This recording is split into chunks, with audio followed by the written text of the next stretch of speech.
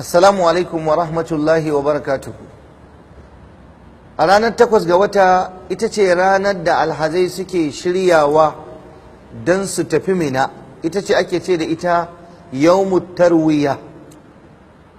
Ana ɗaukar niyyar aikin hajji a cikin garin Makka ba tare da an je cikin harami an ɗauki niyya ba, saɓani yadda wasu da yawa daga cikin alhazai idan sun zo sai su rinka sai su ce sai sun je har cikin harami sun ɗau niyya. Shari'a bata ce sai an je cikin harami an ɗauko niyya ba. Za ka ɗauki niyya a gidanka, za ka ɗauki niyya a masaukinka ba tare da sai ka je har harami ka ɗauko niyya ba. Za ka yi labbaik Allahumma hajjan, ya Allah na yi niyyar aikin hajji. Za ka fara talbiya labbaik Allahumma labbaik, labbaik la sharika laka labbaik, innal hamda wan ni'mata laka wal mulk la sharika lak. Wannan shine talbiya, ma'anarta ya ubangiji amsawarka muke nema kuma amsawarka muke nema, ma'ana mun amsa kiranka ya ubangiji. Labbaik Allahumma labbaik, labbaik la sharika laka labbaik, ya ubangiji mun amsa maka baka da abokin tarayya. Innal hamda, dukkan dangin yabo da godiya, wan ni'mata, da ni'imomi gabaki daya, laka naka ne, wal mulk, da mulki ya Allah tabaraka wa ta'ala. Innal hamda wan ni'mata laka wal mulk la sharika lak, baka da abokin tarayya a cikin ibadarka da komai naka. Wannan shine abin da yake dauke cikin talbiya. In kun lura yan uwana, gaba ɗaya tauhidi ne tsagwaransa a cikin wannan talbiya. Shi yasa ake so alhaji a lokacin da yake wannan ya rinka ji a ransa kamar wato yana kadaita ubangiji ne a lokacin da yake wannan talbiya.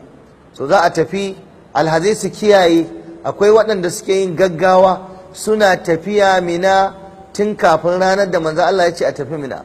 Annabi ya ce a tafi Mina ne ranar 8 ga wata. Akwai masu gaggawa suna tafiya tun ranar 7 ga wata. Wannan riga malam masallaci ne, ba a so ka wuce gaban annabi. La tuqaddimu bayna yaday Allahi wa rasulihi wattaqullah. Ku daina yin ibada kuna wuce annabi. Akwai masu tafiya arfa ranar 8 ga wata, alhali shari'a ta ce a tafi arfa ne ranar 9 ga wata. Akwai masu tahowa Muzdalifa tun da rana, alhali shari'a ta ce a zo Muzdalifa a yi sallan magariba da isha'i. Akwai masu barin arfa tun kafin rana ta faɗi, alhali manzon Allah ya ce kada a yadda a bar arfa sai rana ta faɗi. Akwai masu zuwa su je su yi jifa tun kafin lokacin jifa ya ranar sallah, masu zuwa su je su yi jifa cikin dare ba tare da suna da uzuri ba, ba tare da suna da dalili na shari'a da ya ba su dama su je su yi ba. Wannan wuce gona da iri ne, kuma riga malam masallaci ne. Bai halatta ba alhaji ya je ya yi jifa a ranar jifa, ranar farko din nan, face sai gari ya waye rana ta fito kamar yadda shari'a ta ba da dama.